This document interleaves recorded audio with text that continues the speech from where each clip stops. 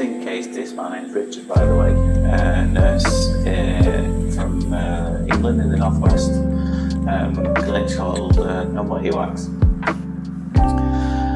Interesting case, this, stay tuned on. The reason for the title of this is I have a suspicion as to what this might be. It might not be right, but I have a suspicion as to what's going on in this gentleman. This gentleman came to see me, he was a hearing aid user. He'd had his ears cleaned out a few times in the past, been no issues. But I found something in the second ear that I didn't quite like the look of. And I think may recognize if some of you watch these other types of videos, you might recognize it yourself and see if you agree or not. Again, like I said in many other videos, not my job to diagnose things. It's my job to find things, and if there's a suspicion, then I can ask the specialist to take a look. This first one came out relatively straightforward. Good old plug, this one. I'm surprised you could hear anything at all, to be honest, because it was a fair old chunk encased in a layer of dead skin as well. This is the second one, this was the left one. Bit more of a battle to get out this one initially. It was just a bit stuck. But what we've done, like we did with the first one, just managed to try to grab it from the bottom, and I'm just trying to loosen it and separate it away from the canal walls. But you can see the consistency of this, it is quite hard and a little bit drier. First one came away without too many arguments. But already it's rocking and rolling around there, but it's just a bit stuck. Excuse me, frog in your throat. So yeah, we managed to get a bit of a wiggle on there. I hope you've all had a nice weekend, by the way. It's Monday today. If this won't make any sense if you're watching this like 20 years after I made it, which I hope people still are. It probably won't be Monday, but it's Monday morning here.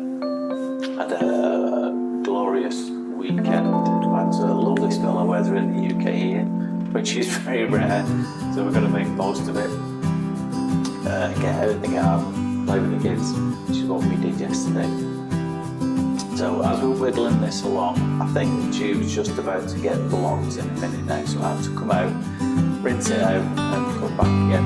Excuse me.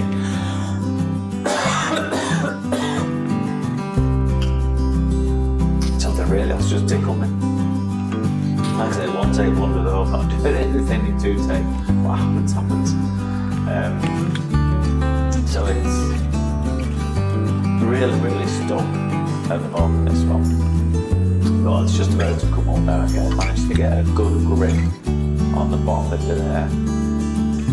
Lift it up. And then it comes without too many problems. Yeah, right, you can see all the dead skin at the bottom of that. Now, here's where I had a few suspicions, because you can see straight to the eardrum there, but as you can see at the base of the ear canal, I had a few of these recently. It just doesn't look quite right. So what I'm going to do is try and I'm normally one of those who's like, not important to get every last speck, but in some instances it really is important. And I'm glad I did in this instance. I have a bit of a gut feeling something's not quite right.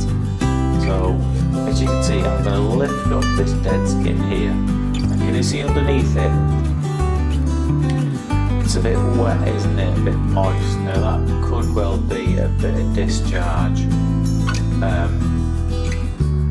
from what we found further forward. I'm just going to go pretty much not far from the eardrum there and peel that one away. Going deeper and deeper. Just before I get to the eardrum, I'm just going to try and pull it to the side and just tear it a little bit. So there you go, I'm trying to pull it in. You'll see it slowly tear away from the from the side. You might see it just break in a second there. There it goes. See it just tearing away there. And out that pops and up the tube she goes. But what's left here at the base of the ear, you can see that bit of skin that's really soggy and wet, and again that does trigger some thoughts in your mind thinking, well, what's going on there, why is that little bit there? So this is the fine end tube I've changed, which is a smaller of the tube. It's absolutely fine. So I'm going to try and hoover up that. Now you can already see just underneath that it's a lot more white as well than the rest of the ear canal. Now that may well be some exposed bone already there. Now it was nice and clean, and so there was no point going to that one just to tap it to try and find out what's going on, and if it is bone, and I suspect it possibly is, but it was what was collecting inside this little hole above it. So there is a bit of skin that goes kind of in between these two little crevices, craters, whatever you want to call them, kind of bridging across, and it is quite squishy around the edges of it, which is a bit of a sign that there's been some weeping, possibly some infection. You can just see there's a bit of yellowish discharge just to the side of these as well. But as I'm going in there to try and hoover out what's inside that's when you get the feeling in the end of the tube that you're literally tapping on something. I've heard it described by someone else as like scraping a spoon over a brick, and I think that's very appropriate. That is the feeling that you get, so that's when you know that you're touching bone there. The patient doesn't feel any of this, had no discomfort at all, had no idea that this thing was there. I don't think it's gone too deep, it's not eroded the bone too much. So yeah, how this has happened, now what is an ear canal glioblastoma? The skin migrates in the ear, migrates sideways, it travels out naturally. Sometimes if that migration process is interrupted for whatever reason, there might be a natural trench or a bit of a dip. You can get a collection of this dead skin.